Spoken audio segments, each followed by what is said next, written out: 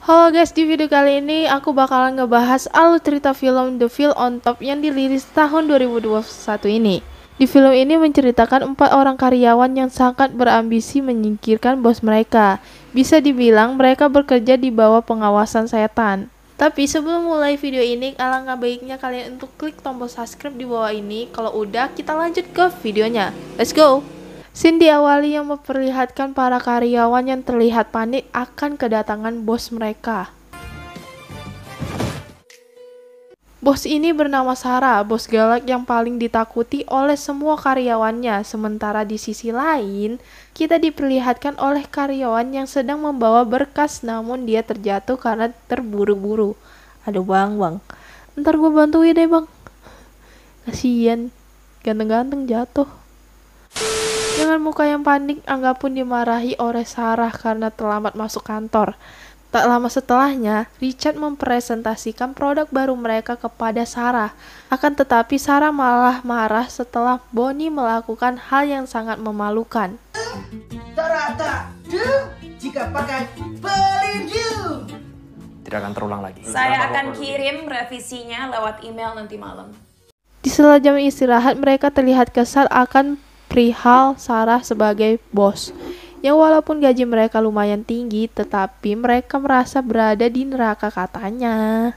Lalu Bonnie menanyakan apakah Angga mau pacaran seperti Sarah, dan Angga pun tentu saja menolak, bahkan dia diberi uang sekalipun. Saya dikasih 1 M kayaknya nggak bakal mau tuh disuruh pacaran sama dia. Yakin kau? Keesokan harinya, Sarah meminta Angga untuk membawa laporan yang sudah jadi ke ruangannya. Namun setelah berada di ruangan tersebut, ia melihat sebuah kertas berisikan daftar nama karyawan yang akan dipecat. Dan oleh karena itu, ia pun menceritakan apa yang baru dia lihat itu kepada teman-temannya. Di sini Bonnie mempunyai ide untuk mensabotase Sarah agar dia dibenci dan juga dipecat oleh Pak Firman. Bonnie beranggapan kalau Sarah dipecat, mereka juga tak akan dipecat. Pinter pikirannya. Nah, di sini Bonnie menganggap rencana sebagai taruhan, di mana salah satu dari mereka bisa membuat Sarah dipecat, maka ia berhak mendapatkan uang dari 25% dari gaji mereka yang dikumpulkan setiap bulan. Akhirnya mereka pun setuju dengan idenya si Bonnie. Keesokan harinya, saat bertemu dengan klien, tanpa diduga Bonnie melakukan hal konyol, yaitu mengganti gambar yang sebelumnya dipersiapkan diganti menjadi bikini. Aduh, ini kayak rada goblok gitu ya. Masa kantor sendiri loh. Kayak nanti kantornya kan tercemar jadi jelek gitu ya. Kan dia juga yang rugi gitu. Tolol bentur. Tapi prediksi Sarah akan dipecat itu gagal guys. Karena rupanya Sarah itu pintar dalam mengendalikan situasi. Keesokan harinya, Sarah meminta Angga untuk ngebeneri laptopnya yang lemot. Dan saat Sarah keluar, seketika saja Angga melihat foto Sarah dan langsung menyalinnya. Angga berpikir dengan menggunakan foto itu bisa menjadi bahan agar Sarah dipecat. Dan karena rusaknya lumayan berat, Sarah kemudian meminta Angga untuk memanggilnya orang IT. Panggil orang IT atau bawa ini ke orang IT sekalian dan minta dia benerin. Gampang. Singkat cerita, di hari itu rupanya ada acara pemilihan direktur kreatif di kantor tersebut. Dan Richard berambisi menjadi direktur kreatif, terlihat sangat yakin kalau dirinya yang akan dipilih. Namun saat Sarah yang mengumumkan Angga yang terpilih, seketika saja raut mukanya menjadi berubah. Tak lama setelahnya, Angga meminta maaf kepada Richard karena dia sendiri pun tidak menyangka akan terpilih. Merasa tidak enak, Angga mengajak Richard untuk kembali fokus ke hal yang lebih penting, yaitu menyingkirkan Sarah. Singkatnya, pada malam hari, mereka berempat mendatangi kediaman Sarah. Belum lama menunggu, mereka melihat Pak Firman yang akan menjemput Sarah. Dan setelah mereka pergi, mereka pun masuk ke dalam rumah Sarah untuk mendapatkan informasi penting perihal kepribadian Sarah. Dan ini tujuannya sudah jelas, yaitu membongkar aib Sarah. Setibanya di dalam, mereka berempat membagi tugas. Angga dan Richard di bawah, sementara Bobby dan Bonnie naik ke atas lantai. Ke lantai atas, kebalik. Namun di saat itu Richard menemukan foto anak kecil dan menganggap itu adalah anak Sarah. Sesaat kemudian, Angga akhirnya berhasil menemukan laptop milik Sarah. Namun saat akan membuka sandinya, seketika saja terdengar suara yang sangat mengerikan dari dalam rumah. Ternyata suara yang menyeramkan itu suara ngorok dari pembantu Sarah. Dan kemudian Angga bisa membuka sandinya tersebut setelah melihat tulisan di tembok yang bertuliskan Bimo. Tapi tak lama dari itu, mereka tiba-tiba melihat sosok anak kecil yang membuat mereka lari ketakutan. Dan rupanya ketakutan itu pun berlanjut saat Sarah tiba-tiba saja pulang ke rumah, yang membuat Rudy menjadi panik dan tidak sengaja menjatuhkan laptop milik Sarah. Hingga akhirnya mereka memutuskan untuk bersembunyi di kamar mandi. Akan tetapi, Pak Firman yang mau menyekek ularnya mau masuk ke dalam kamar mandi yang di dalamnya ada mereka. Gue baru tahu kalau nyekek ular itu tandanya buang air kecil. Mentang-mentang lu punya batang, Bangke. Dan saat di kamar mandi, mereka pun hampir saja ketahuan oleh Pak Firman. Namun untungnya, teriakan Sarah yang mendapatkan laptopnya rusak membuat Pak Firman tidak jadi memergoki mereka. Sarah mengatakan kalau semua file penting perusahaan ada di laptop tersebut dan ia belum sempat menyalinya. Sementara itu, mereka berempat berhasil keluar dari rumah Sarah. Keesokan harinya di kantor, Sarah meminta Angga untuk membantunya membuat presentasi baru. Namun, ketika mereka sedang mengerjakan presentasi tersebut, seketika saja Sarah mendapatkan kabar kalau Bimo masuk rumah sakit, dan mau tidak mau, Angga pun mengantarnya ke rumah sakit. Setibanya di rumah sakit, Sarah bercerita kalau Bimo bukan anak kandungnya, melainkan anak dari kakaknya yang sudah meninggal. Ia merawat Bimo semenjak masih bayi, dan di saat itu Sarah mengutuskan menjadi ibu dari Bimo. Melihat ketulusan hati Sarah, Angga akhirnya sadar kalau resepsi tentang Sarah salah besar. Setelah mengantarkan pulang ke rumah, melihat hubungan mereka kini mulai dekat.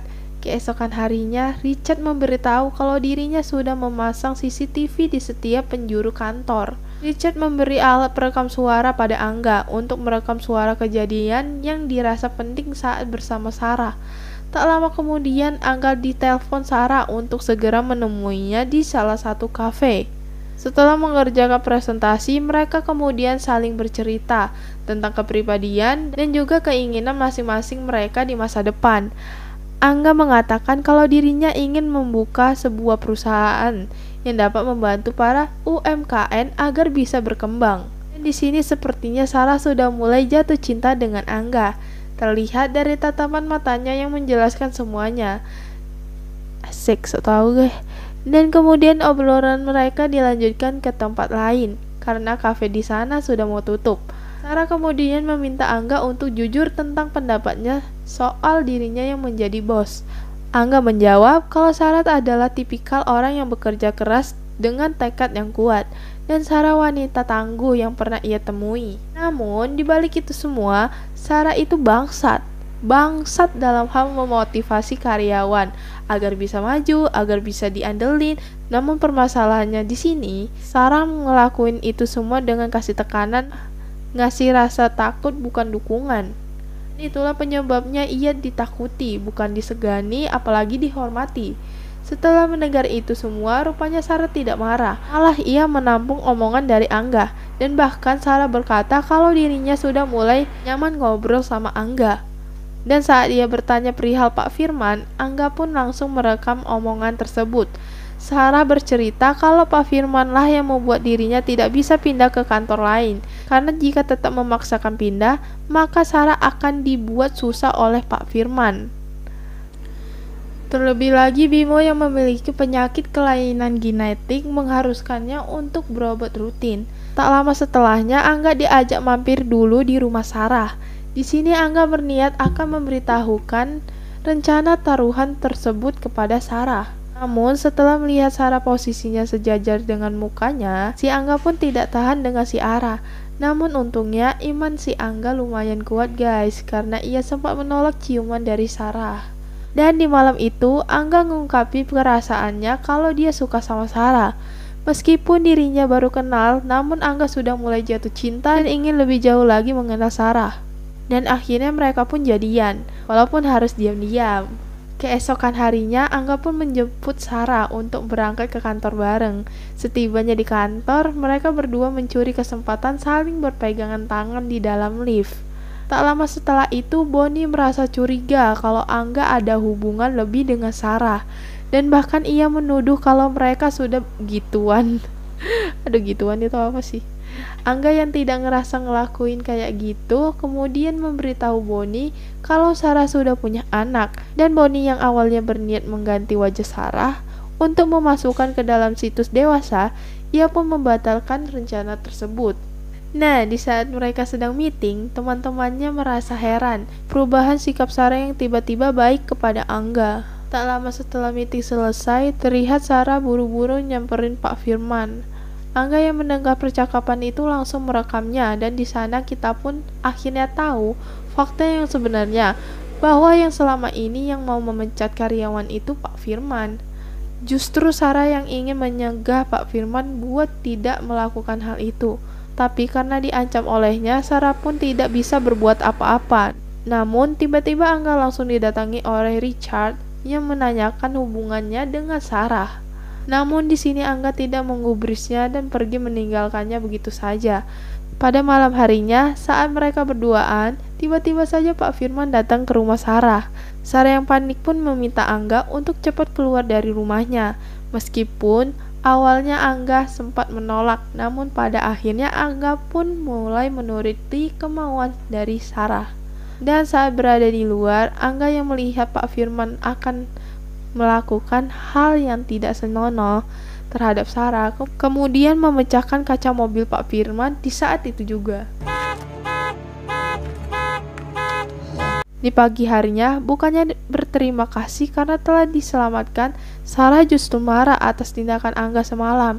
Angga yang bingung akan hal itu pun meminta penjelasan kepada Sarah. Dan Sarah lalu menceritakan segala permasalahannya dengan Pak Firman.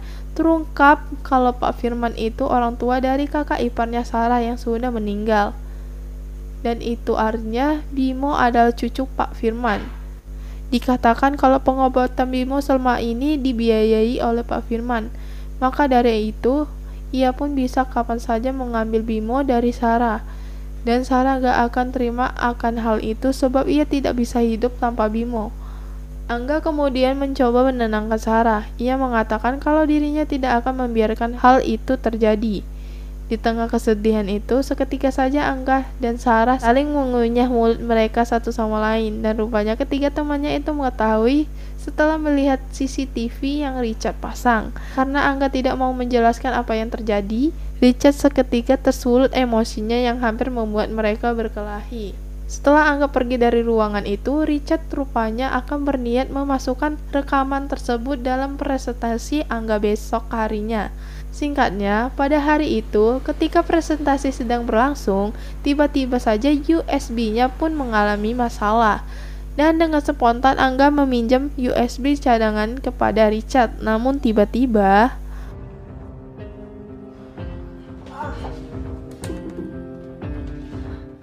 akibat itu pertemuan dengan klien dihentikan. Dengan rasa yang penuh emosional, Sarah meminta penjelasan Angga dengan mulutnya yang terbata-bata hingga menjelaskan perihal taruhan tersebut kepada Sarah. Mendengar itu, Sarah sangat kecewa dan menampar Angga. Pada akhirnya mereka dipecat dari kantor tersebut.